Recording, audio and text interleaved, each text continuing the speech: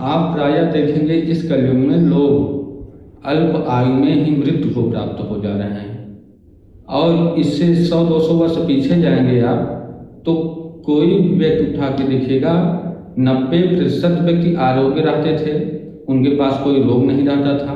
10% व्यक्तियों में ऐसा होता था, कभी किसी की किडनी फेल, कभी किसी को हार्ट का अटैक या कोई अन्य रोग जो ग्रसित हो जाता था। बाकी 90% जो लोग रहते थे वो आरोग्य रहते थे। उसका रीजन था उनके कर्म। उनके कर्म अच्छे होते थे, उनके अंदर दया भावना होती थी, पर स्त्रियों के प्रति उनके मन में सम्मान होता था। आज सबसे बड़ा पाप कर रहे हैं लोग, चोरी करना, विश्वासघात करना, और सबसे बड़ा पाप शिव पुराण द्वारा बताया गया है पर स्त्री गमन पर पुरुष गमन है।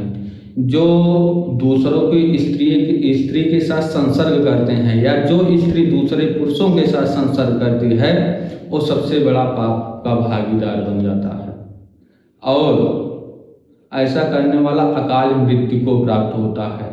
उसको पहले इस पृथ्वी पर कई रोगों से युक्त होना पड़ता है, वह यहाँ भी कर्म को भोगता है और भोगती है, और यमलोक में भी जाकर वो दोनों कर्म भोगते हो, वह स्त्री हो या पुरुष हो, दोनों को ही कर्म का लेखा जोखा करना है, क्योंकि ये सबसे बड़ा पाप बताया गया है। योखितां जार सक्तानां नरके यमंकिराः संतप्त लोह परिघम क्षिपन्ति स्मर मंदिरे। जो स्त्री पर पुरुष के साथ संसर्ग करती है वह यमलोक में जब जाती है तो उसके स्मर मंदिर में, स्मर मंदिर अर्थात गुप्तांग में लोहे की परिघ को पिघलाकर डाल दिया जाता है, और जो पुरुष पर स्त्री गमन करता है उसे लोह की प्रतिमा, स्त्री की प्रतिमा बनाकर उससे चिपका दिया जाता है यमलोक में। उसकी बड़ी प्रताड़ना होती है, कई हजारों हजार साल वो नरक में वास करता है। वो पीड़ा कहने लायक नहीं, इतनी दर्दनाक पीड़ा मिलती है, इतनी दुखदायक पीड़ा मिलती है। लोग क्षण सुख के लिए, क्षणिक सुख के लिए भूल जाते हैं किस लिए इस पृथ्वी पर आए हैं। मनुष्य को मानव तन मिला है भगवान प्रभु का भजन करने के लिए, अपना जीवन जिए, प्रभु का भजन करते हुए मोक्ष को प्राप्त हो या भगवान के लोक को जाएं, अपना कर्म सुधारने के लिए। लेकिन व्यक्ति यहाँ कर्म सुधारने पर नहीं लगा है, व्यक्ति यहाँ कर्म बिगाड़ने पर लगा है।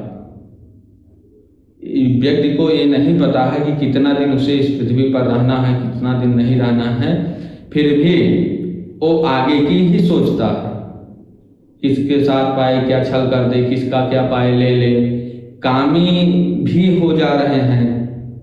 तो ये सब जो बुरे कर्म हैं वो व्यक्ति को ज़्यादा दिन इस पृथ्वी का वासी नहीं रहने देते हैं।